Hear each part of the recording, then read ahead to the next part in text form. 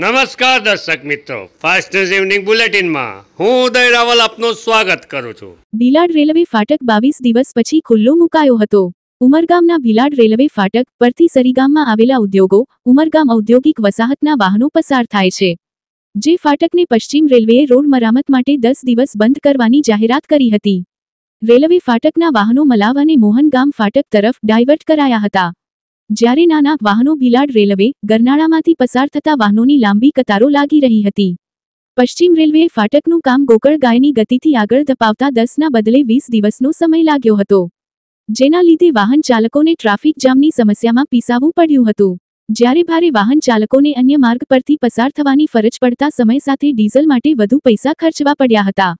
Bhilad railway station master, ભીલાડના સામાજિક કાર્યકર્તા પિયુષ શાહ અને જિલ્લા પંચાયત બાંધકામ વિભાગના ચેરમેન ભરત જાદવે રેલવે અધિકારીઓનું ધ્યાન દોરતા આખરે 20 દિવસ પછી ભીલાડ રેલવે ફાટક 74ને શુક્રવારે ખુલ્લો મૂકવામાં આવ્યો હતો।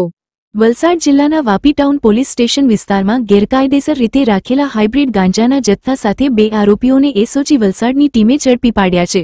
પોલીસે કુલ 17,97,000ના મુદ્દામાલ સાથે આરોપીઓને ઝડપી એનડીપીએસ એક્ટ 1985 હેઠળ ગુનો નોંધ્યો છે। એસઓજીની ટીમને સતત ચેકિંગ દરમિયાન મળેલી ચોક્કસ બાતમીઓના આધારે આ સફળતા મેળવી છે। ચોક્કસ માહિતીના આધારે વાપી ટાઉન નામતા રોડ પર રનાવિલ હોલ સામેથી કારમાંથી 2 વ્યક્તિઓને ઝડપવામાં આવ્યા હતા। પોલીસે તેમની પાસેથી હાઇબ્રિડ ગાંજો, જેની કિંમત આશરે 12,87,000 રૂપિયા છે, તે જપ્ત કર્યો છે। આ ઉપરાંત 2 મોબાઈલ ફોન, 10,000 રૂપિયા અને આરસી બુક મળી કુલ 17,97,000નો મુદ્દામાલ કબજે કરવામાં આવ્યો છે। ઉર્જામંત્રી કનુભાઈ દેસાઈના હસ્તે ડીજીવીસીએલની વાપી ઔદ્યોગિક વિભાગીય અને વાપી જીઆઈડીસી પેટા વિભાગીય કચેરીનું ખાતમુહૂર્ત કરાયું હતું। ક્લાઇમેટ ચેન્જની સમસ્યા સામે ગુજરાત સોલાર ઉર્જાના ઉત્પાદનમાં દેશમાં પહેલું સ્થાન ધરાવે છે, જે અંગે માહિતી પૂરી પાડતા નાણામંત્રી કનુભાઈ દેસાઈએ ઉપસ્થિતોને જણાવ્યું હતું। નાણાં, ઉર્જા અને પેટ્રોકેમિકલ્સ મંત્રી કનુભાઈ દેસાઈના હસ્તે ડીજીવીસીએલની આશરે 11 કરોડ રૂપિયાના ખર્ચે નિર્માણ થનાર અદ્યતન વાપી ઔદ્યોગિક વિભાગીય કચેરી અને વાપી જીઆઈડીસી પેટા વિભાગીય કચેરીઓના નવી પ્રસ્તાવિત મકાનનું ખાતમુહૂર્ત કરવામાં આવ્યું હતું। વાપી ઔદ્યોગિક વિભાગીય કચેરી બનવાથી 1,29,419 વધુ વીજગ્રાહકો અને પેટા વિભાગીય કચેરીથી 20,982 વીજગ્રાહકોને લાભ થશે। ખાતમુહૂર્ત પ્રસંગે મંત્રી જણાવ્યું હતું કે દેશમાં વીજ સેવાઓમાં દક્ષિણ ગુજરાત વીજ કંપની પહેલું સ્થાન ધરાવે છે। વડાપ્રધાન અને તત્કાલીન મુખ્યમંત્રી નરેન્દ્રભાઈ મોદીએ ગુજરાતના દરેક ગામોમાં 24 કલાક વીજળી આપવાની શરૂઆત કરાવી હતી। આજે માત્ર ગુજરાત રાજ્ય 24 કલાક વીજળી આપે છે। ઉમરગામ ધારાસભ્ય રમણલાલ પાટેકર અને ડીજીવીસીએલના મેનેજિંગ ડાયરેક્ટર યોગેશ ચૌધરીએ પ્રાસંગિક ઉદ્બોધનો કર્યા હતા। એડિશનલ ચીફ એન્જિનિયર MM પટેલે સ્વાગત પ્રવચન કર્યું હતું। ડીજીવીસીએલ વલસાડ વર્તુળ કચેરીના મુખ્ય ઇજનેર ડીસી માહલાએ આભાર વિધિ કરી હતી। કાર્યક્રમમાં વીઆઈએ પ્રમુખ સતીશભાઈ પટેલ, એસઆઈએ પ્રમુખ નિર્મલ દુધાની, વરિષ્ઠ ભાજપ અગ્રણી મહેશભાઈ ભટ્ટ, સંબંધિત વિભાગના અધિકારી કર્મચારીઓ સહિત મોટી સંખ્યામાં લોકો ઉપસ્થિત રહ્યા હતા। ઔદ્યોગિક વિસ્તારો તેવા એવા વાપી, સરીગામ અને ઉમરગામ ઇન્ડસ્ટ્રીયલ ડિવિઝન માટેની દક્ષિણ ગુજરાત વીજ કંપનીની નવી ઓફિસનો આજે ખાતમુહૂર્ત કરવામાં આવ્યું। આના લીધે દરેક ઉદ્યોગકારોને અને સાથે સાથે કર્મચારીઓને ઘણી સગવડતાયુક્ત ઓફિસ મળશે અને કામકાજ ઝડપી બનશે। લગભગ 12 કરોડના ખર્ચે થનારી આ કામગીરીમાં આ વિસ્તારના ધારાસભ્ય શ્રી રમણભાઈ, દક્ષિણ ગુજરાત વીજ કંપનીના MD શ્રી યોગેશ ચૌધરીજી, વીઆઈના પ્રમુખ શ્રી સતીશભાઈ અને અનેક કાર્યકરો હાજર રહ્યા અને સાથે સાથે જે વીજ કંપનીની જે કામગીરી છે એને બિરદાવવામાં આવી અને ગુણવત્તાયુક્ત વીજળી સપ્લાય માટે ઉદ્યોગોને ઘણી રાહત થઈ છે એવો અભિપ્રાય વ્યક્ત કરવામાં। વિકાસ સપ્તાહ ઉજવણી અંતર્ગત વન અને પર્યાવરણ મંત્રી મુકેશભાઈ પટેલના અધ્યક્ષસ્થાને વલસાડ જિલ્લાના કપરાડા ખાતે વિકાસ સપ્તાહની ઉજવણી કરાઈ હતી। સમગ્ર ગુજરાતમાં કપરાડામાં સૌથી વધુ આવાસ અને ચેકડેમના કામો થયા હોવાનું જણાવી રાજ્ય અને કેન્દ્ર સરકારની કલ્યાણકારી યોજનાઓ અને વિકાસ કામો વિશે વિસ્તૃત જાણકારી આપી હતી। રાજ્ય સરકાર અને કેન્દ્ર સરકારની યોજનાના લાભાર્થીઓએ કાર્યક્રમમાં ઉપસ્થિત રહી પ્રતિભાવો આપ્યા હતા અને સરકારનો આભાર પ્રગટ કર્યો હતો। ગુજરાતના તત્કાલીન મુખ્યમંત્રી અને દેશના વડાપ્રધાન નરેન્દ્રભાઈ મોદીના સક્ષમ નેતૃત્વ હેઠળ રાજ્યની વિકાસ યાત્રાના 24 વર્ષની ઉજવણી નિમિત્તે 7 ઓક્ટોબરથી તારીખ 15 ઓક્ટોબર 2025 સુધી સમગ્ર રાજ્યમાં વિકાસ સપ્તાહની ભવ્ય ઉજવણી થઈ રહી છે, જેના ભાગરૂપે વલસાડ જિલ્લાના કપરાડા ખાતે વલસાડ જિલ્લાના પ્રભારી મંત્રી અને રાજ્યના વન અને પર્યાવરણ, ક્લાઇમેટ ચેન્જ, જળસંપત્તિ અને પાણી પુરવઠા વિભાગના રાજ્યકક્ષાના મંત્રી મુકેશભાઈ પટેલની અધ્યક્ષતામાં વિકાસ સપ્તાહની ધામધૂમપૂર્વક ઉજવણી થઈ હતી।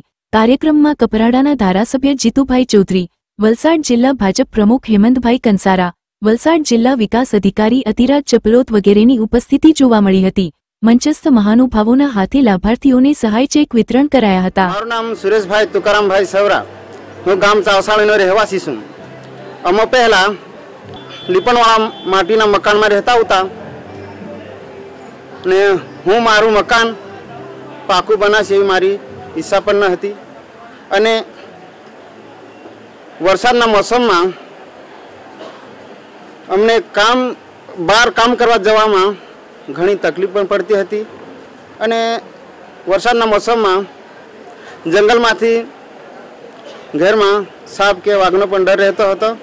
પરંતુ 2023 અને 24માં તાલુકા પંચાયત કપરાડામાંથી આદમ જૂથનું સર્વે કરવામાં આવ્યું. એમાં અમારું અમે મકાનની નોંધણી કરાવી અને અમારું ઘર મંજૂર થયું. અને અમને આવાસનો પ્રથમ હપ્તો આપવામાં આવ્યો અને અમે ઘર ચાલુ કર્યું. સરળતાથી હપ્તા મળતા ગયા અને અમે ઘર પૂર્ણ કર્યું. બેન સચિનભાઈ માલા છે. હું આંગણવાડી કેન્દ્ર કપરાડા 1ની લાભાર્થી છું. આંગણવાડીની વિવિધ યોજનાઓ જેવી કે પોષણ સુધા યોજના, THR, મુખ્યમંત્રી માતૃશક્તિ યોજના, દૂધ સંજીવની યોજના જેવી વિવિધ યોજનાનો લાભ મળેલ છે. જેમાં સગર્ભા સમયે મારી લોહીની ટકાવારી ખૂબ જ ઓછી હતી અને વજન પણ ખૂબ જ ઓછું હતું. ત્યારબાદ આંગણવાડી કાર્યકર બહેને દ્વારા પોષણક્ષમ આહાર વિશે સમજ આપેલ અને પોષણ સુધા યોજનામાં એક સમયનું ભોજન મેનુ મુજબ મળે, જેમાંથી વિવિધ વાનગી અને માતૃશક્તિના 4 મોનાબેન સંદીપભાઈ પટેલ. હું કપરાડા તાલુકાના કપરાડા ગામમાં રહું છું.